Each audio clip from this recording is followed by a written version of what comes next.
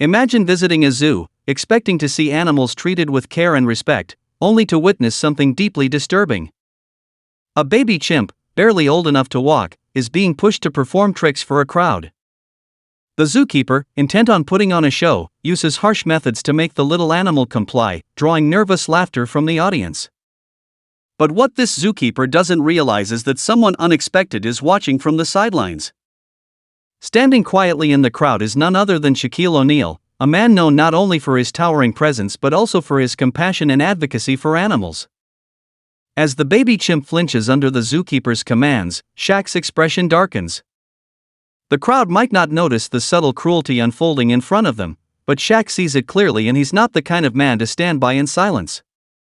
What happens next is something no one in the audience could have predicted. This is a story about power, responsibility, and the unexpected ways people can step in to make a difference. Stick around to find out how this confrontation unfolds and why it left everyone speechless. The baby chimp's cries were soft but heartbreaking, its tiny hands reaching out as if begging for comfort. The crowd, a mix of families and curious onlookers, seemed split in their reactions. Some clapped hesitantly, unsure if they were witnessing a trained performance or something more sinister. Others whispered among themselves, their faces marked with unease. The zookeeper, oblivious to the discomfort spreading through the group, barked more orders at the little chimp, using a small prod to enforce obedience. In the middle of it all, Shaquille O'Neal stood still, his towering frame casting a shadow over those around him. At first glance, you'd think he was just another tourist enjoying a day at the zoo. But anyone paying close attention would notice his clenched jaw, the way his massive hands gripped the railing in front of him, and the way his eyes, usually so warm, were now locked onto the zookeeper with an intensity that made his presence impossible to ignore. The zookeeper, eager to keep the show going, gestured at the baby chimp to climb a small platform. The little animal hesitated, clearly frightened, and the zookeeper's face darkened. He muttered something under his breath, grabbed a stick from the ground, and gave the platform a loud whack, startling the chimp into compliance. The sharp sound echoed through the space, and a child in the crowd started to cry. A ripple of discomfort spread, and a few people began to walk away, shaking their heads. But Shaq didn't move. He took a step closer instead, his sheer size commanding attention even though he remained silent. A man nearby recognized him and whispered excitedly to his wife, who glanced at Shaq and then at the zookeeper, as if sensing that something significant was about to happen. From another part of the zoo, the chimp's mother, separated from her baby for the show, let out a low, mournful call. The sound cut through the air like a knife, causing the baby chimp to freeze on the platform, its wide eyes scanning the crowd as if searching for comfort. Shaq's fists tightened. He couldn't unhear the pain in that call or the fear in the baby's movements. The zookeeper, now visibly frustrated, grabbed a small bag of treats and dangled one in front of the baby chimp as a bribe. The crowd seemed torn. Some stayed, hoping this would turn into a light-hearted spectacle, while others muttered among themselves, uneasy about the whole thing. Nearby, a young woman in the audience pulled out her phone, discreetly recording the scene. She had noticed Shaq's reaction and decided to keep the camera trained on him as well as the zookeeper, sensing this moment might take a dramatic turn. Her mind raced with questions. Would someone like Shaq really intervene? And if he did, what would that look like? Shaq took a deep breath and stepped forward, moving closer to the low barrier that separated the audience from the performance area. His presence alone was enough to draw attention, and the zookeeper finally glanced up, his expression faltering when he realized who was watching. Is there a problem? The zookeeper asked, his voice sharp but shaky. He looked at Shaq as if trying to gauge whether he was dealing with an ordinary zoo guest or someone who might cause trouble. Shaq didn't respond right away. He glanced at the baby chimp, now trembling on the platform, then at the zookeeper's hand, still gripping the stick.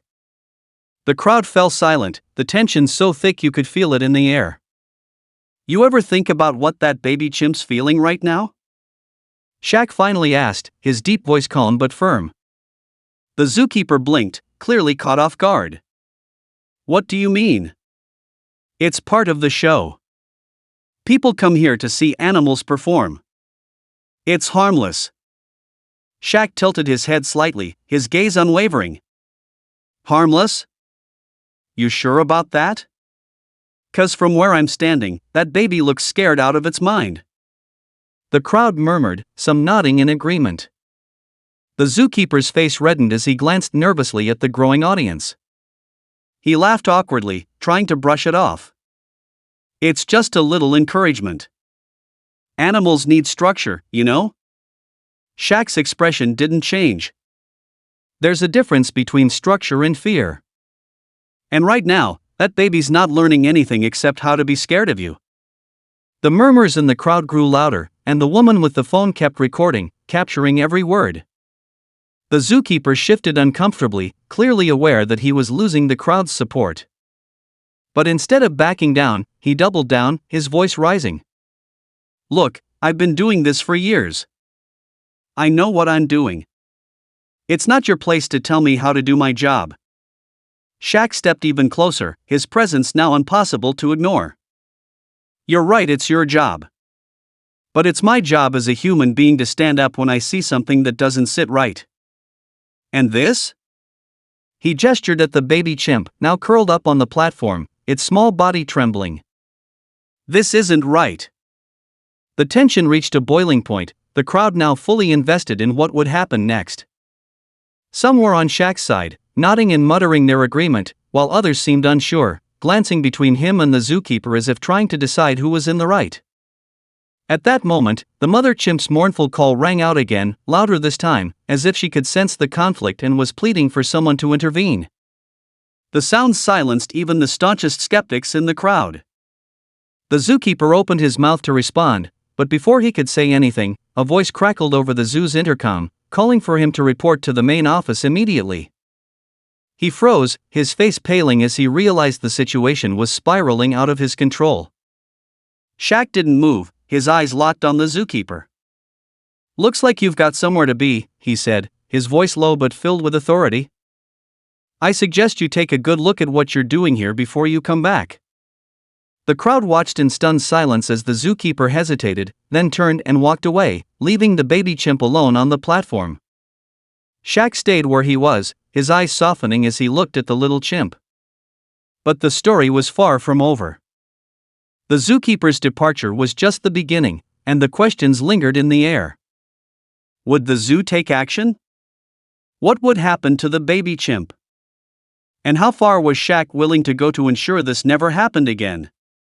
The audience didn't have answers yet, but one thing was certain: this wasn't the end of the story. It was only the beginning. The zookeeper's hurried retreat left an uneasy stillness in the air. The crowd didn't know whether to clap, cheer, or simply walk away, but no one moved. All eyes remained on Shaquille O'Neal and the baby chimp still trembling on the platform. Shaq stepped forward, his massive frame moving gently as not to startle the frightened animal. His calm presence seemed to ease the tension slightly, and the baby chimp's wide eyes slowly met his. The woman filming with her phone whispered to a friend, "This is unbelievable. He's really stepping in like that. Do you think the zoo is going to do anything about this?" Her friend shrugged, but the uncertainty on her face spoke volumes. Shaq crouched near the platform, careful to keep his movements slow and unthreatening. "It's okay, little one," he murmured, his deep voice soft now. The baby chimp tilted its head, as if trying to understand this giant human who didn't seem to mean any harm. A zookeeper assistant, who had been standing off to the side, finally stepped forward, looking both nervous and apologetic. Mr. O'Neal," she began, her voice trembling, "I'm so sorry about all of this. That's not how things are supposed to be done. I can take the chimp back to its enclosure if you'd like." Shaq stood up slowly, towering over her but radiating calm authority. "What's your name?" he asked. "It's Karen," she replied, clutching her hands together. "Karen," Shaq said, glancing back at the baby chimp, "why is this little one out here, separated from its mom?" Karen hesitated. It's part of the educational program. The idea is to show visitors how intelligent and trainable chimps are. But I'll admit, I don't agree with the way some of it's handled. Especially with the younger ones." Shaq nodded, his expression serious. "Educational? This doesn't look educational. It looks like exploitation. That baby is scared, Karen. You know it, I know it, and everyone here knows it.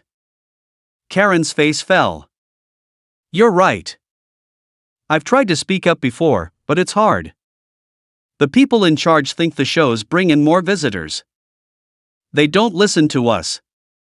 A murmur spread through the crowd. Some people began to voice their opinions openly, and it was clear many shared Shaq's concerns. This isn't what I brought my kids to see, a father said, holding his daughter's hand tightly. Animals deserve better than this. The woman with the phone kept filming, her voice low as she narrated. Shaq is taking a stand not just for this baby chimp but for all the animals here. This could really lead to some change. Just then, a tall man in a suit appeared, flanked by 2 staff members. His badge read Zoo Director, and his expression was a mix of irritation and forced professionalism. What's going on here? He asked loudly, addressing the crowd but clearly targeting Shaq. Shaq turned to face him, unbothered by the man's commanding tone.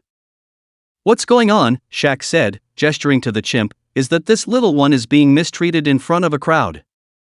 And from what I'm hearing, this isn't the first time something like this has happened. The director stiffened. Mr. O'Neill, I assure you, our animals are treated with the utmost care. This was simply a misunderstanding. The zookeeper involved will be reprimanded. Shaq raised an eyebrow. A misunderstanding? I saw what I saw. Everyone here saw it. This isn't just about one zookeeper, it's about the way you're running things. How many other animals are suffering for the sake of entertainment? The crowd murmured louder now, emboldened by Shaq's words. The director shifted uncomfortably, clearly aware he was losing control of the situation. Karen stepped forward hesitantly, her voice shaking but firm. He's right. The way some of these programs are run isn't fair to the animals. They're stressed, scared, and it's not educational, it's cruel. The director shot her a warning look, but she didn't back down. Others in the crowd began chiming in, sharing their own observations about questionable practices they'd noticed during their visit. The tide was turning, and it was clear that the zoo could no longer sweep these issues under the rug.